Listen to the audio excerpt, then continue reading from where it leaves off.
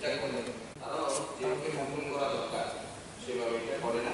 এটার জন্য বিশেষ করে প্রেশারের কাজ কিনা বঙ্গসমাজিক পরিস্থিতি বাড়ানো বা গভীরতা মাপার এখন বর্তমান কোনো সরকারের আপাতত কোনো পরিকল্পনা নেই। 2 নম্বর প্রশ্ন সাপ্লিমেন্টারি স্যার পঞ্চাশন নদী যেটা আমাদের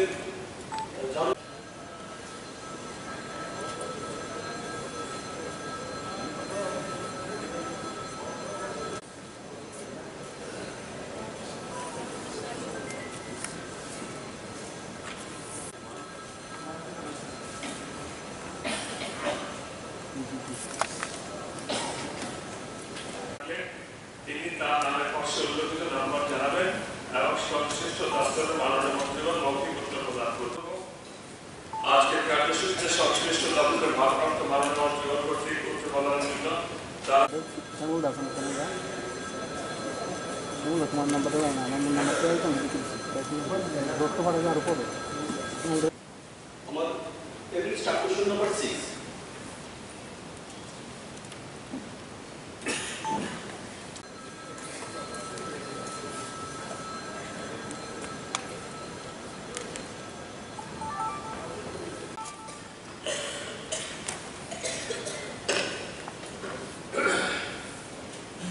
যাওয়ার আগে অল্প বৃষ্টিতে যে এলাকাগুলো পার হয়ে যাচ্ছে, বিশেষ করে আমাদের মধ্যপতা রোড বলছি, এই জিনিসটা বলছি না, আমি বলার চেষ্টা করছি।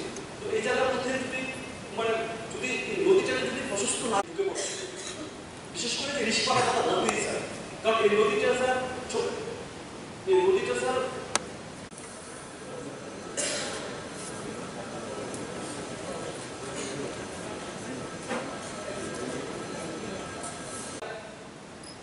একসময় আমরা দেখছি খুব গভীর ছিল এবং প্রশস্ত অনেক বেশি ছিল।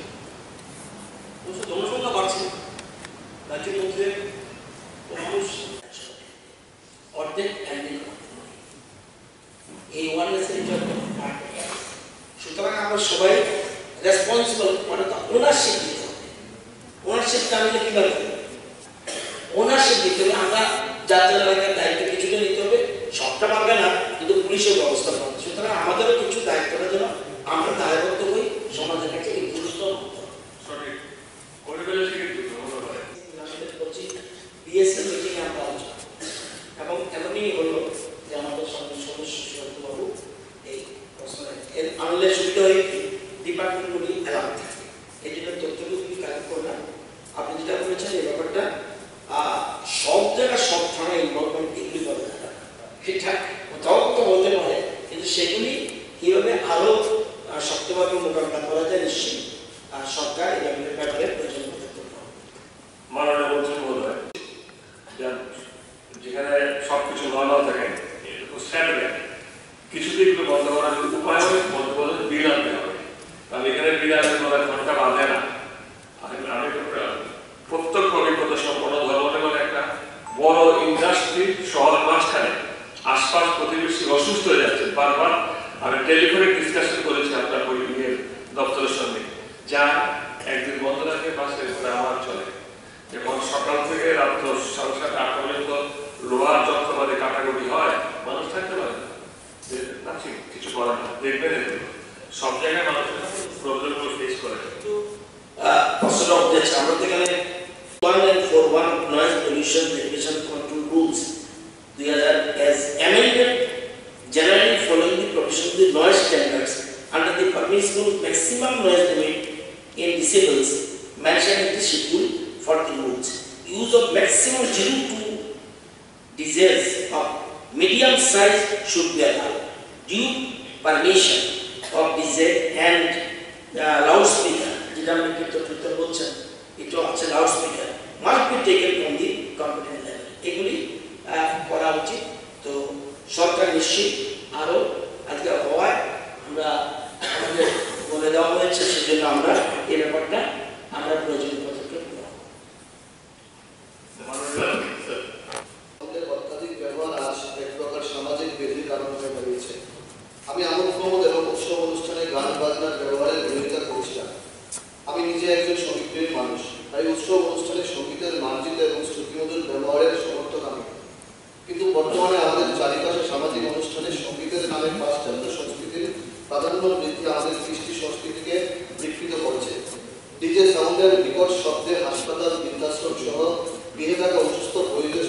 শিক্ষার্থীরা চরম মানসিক ও শারীরিক হেনস্থার শিকার হচ্ছে। শ্রবণ শক্তির ক্ষতি হয়, ডিজে সাউন্ড সিস্টেমের উচ্চমাত্রার শ্রবণকারী আশেপাশে নাগরিকদের শ্রবণ শক্তি ক্ষতি করতে পারে। স্ট্রেস ও উদ্বেগ বাড়ে, ঘুমের ব্যাঘাত ঘটে, ছাত্রছাত্রীদের পড়াশোনায় ব্যাঘাত ঘটে, পশু পাখিদের সমস্যা হয়। উচ্চস্বরে ডিজের ব্যবহারে গৃহপালিত পশু পাখি সহ রাস্তাঘাটে বাজারের পশু পাখিও ভীষণ ভীতসন্ত্রস্ত হয়ে পড়ে। বায়ু শব্দ দূষণ হয়, চরম পর্যায়ে শব্দ দূষণের পাশাপাশি ডিজে সাউন্ড সিস্টেম চলাতে ব্যবহৃত জেনারেটরের কালো ধোঁয়া বায়ু দূষণ ঘটাচ্ছে।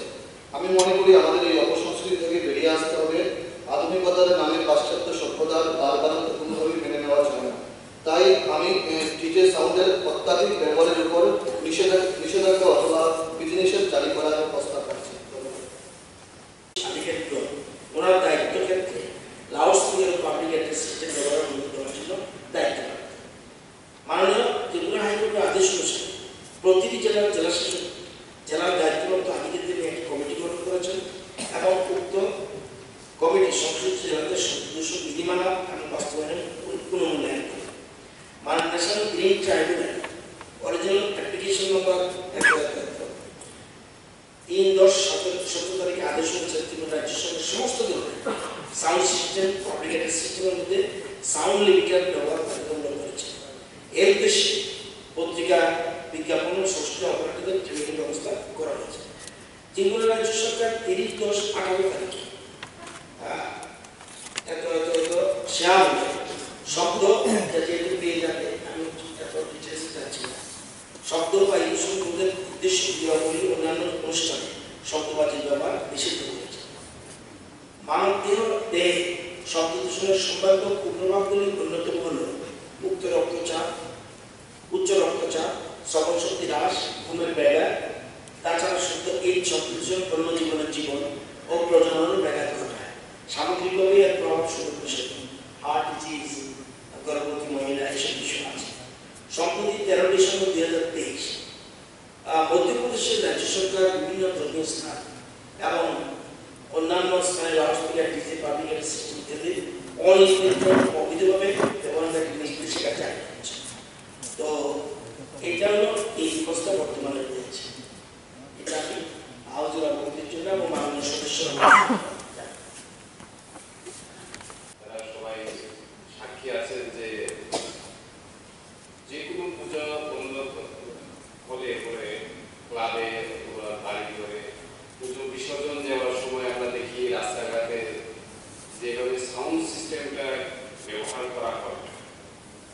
আমি হোস্টেলে থাকার আগে আমি রবীন্দ্রপল্লীতে যখন থাকতাম তখন ওখান দিয়ে কোনো মূর্তি বিসর্জন দিতেই আসতে পড়ে যেভাবে সাউন্ড সিস্টেম ব্যবহার করা হয় ওই সাউন্ড সিস্টেমের মাধ্যমে ইভেন মাটি পর্যন্ত লড়ে। তাহলে এখানে আমাদের পলিউশন কন্ট্রোল বোর্ড আছে, আমরা সবাই জানি, কিন্তু স্টেট পলিউশন কন্ট্রোল বোর্ড এখন কি করছে ওরা, এবং আমরা কমপ্লেন দিলে পরে এই পলিউশন কন্ট্রোল বোর্ডের কাজ কি এবং আমাদের স্টেট লেভেল ডিস্ট্রিক্ট লেভেল যেটা আমাদের মন্ত্রী মহোদয় বলেছিলেন sub division level pollution control বোর্ডকে দেখাশোনা। আমরা গ্রামে গঞ্জেও দেখি পরীক্ষার সময় অনেক সাউন্ড সিস্টেম ব্যবহার করা হয়, অর্কেস্ট্রা চালু করা হয়, মেলা করা হয়। তো ওইখানে পারমিশনের জন্য যে সাউন্ড সিস্টেম যে ব্যবহার করার জন্য যাকে পারমিশন চাওয়া হয়, আমরা জানি সাব ডিভিশনাল লেভেলে আমরা এসডিপিউ মহোদয়কে সাহেবকে আমরা পারমিশন দরখাস্ত লিখি, উনিও তো বাধ্য হয়ে পারমিশন দিতে হচ্ছে। কিন্তু যদি আমরা সঠিকভাবে পলিউশন কন্ট্রোল বোর্ড থেকে যে সাউন্ডগুলি ব্যবহার করাইছে সেটা যদি পরীক্ষা নিরীক্ষা করা হয় তাহলে ওটা 10-15 ডাবল উচ্চস্বরে ওই সাউন্ডগুলি ব্যবহার করা হয়। আমাদের সদস্য সুশান্ত দেব যেটা যে বিষয়টি আজকে এনেছেন অত্যন্ত গুরুত্বপূর্ণ বিষয়, এটা বিবেচনা করা হোক যাতে আমাদের ছাত্রছাত্রীরা এবং যাদের বাড়িতে রোগীরা আছেন তাদের কথা মাথায় রেখে এই ব্যবস্থাটা যাতে করা হয়। মাননীয় সদস্য সুশান্ত বাবু যে কলিগের কাছে খুব গুরুত্বপূর্ণ। আমরা ওই দিন যখন আলোচনা করি ডিসি তখন আমাদের সদস্য উপস্থাপনা উঠেছিলেন এটা সম্বন্ধে একটা কড়া ব্যবস্থা কীভাবে নেওয়া যায় এটা সিরিয়াস করবে। এবং আজকে দেখলাম ট্রেজারি অপোজিশন সবাই মিলে এই ধরনের একটা তার মধ্যে পার্টিসিপেট করেছে।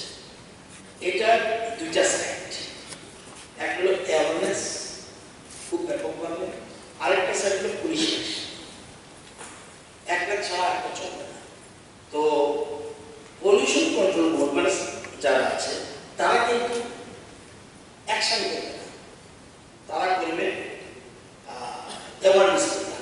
তো এখানে দপ্তরের আধিকারিক বসে আছে, ওনারা করছে, কিন্তু আমি বলবো আরো ব্যাপকভাবে যাতে এই অ্যাওয়ারনেস প্রোগ্রামটা আরো বেশি করে যেন করা হয় এটা দেখবেন।